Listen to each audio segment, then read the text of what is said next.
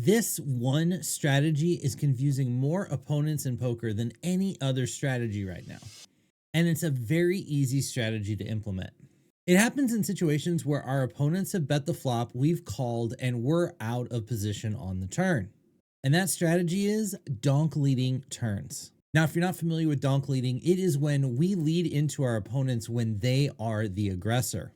And it's gotten a bad rap, but it is an extremely effective strategy for two reasons. One, opponents don't see it very often, so they just don't know what to do with it.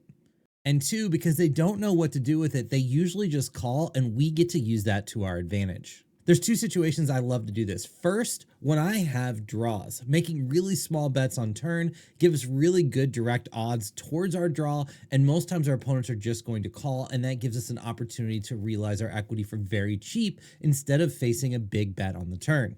The second situation I like to do it in is when I have weak showdown for the same reason. Putting a small bet in and letting our opponent just call allows us to pot control versus facing a big bet. So the next time you're in a situation like this, don't be afraid to put out a really small bet, 10, 15, 20% a pot, and see how much your opponents just call and allow you to get away with robbery.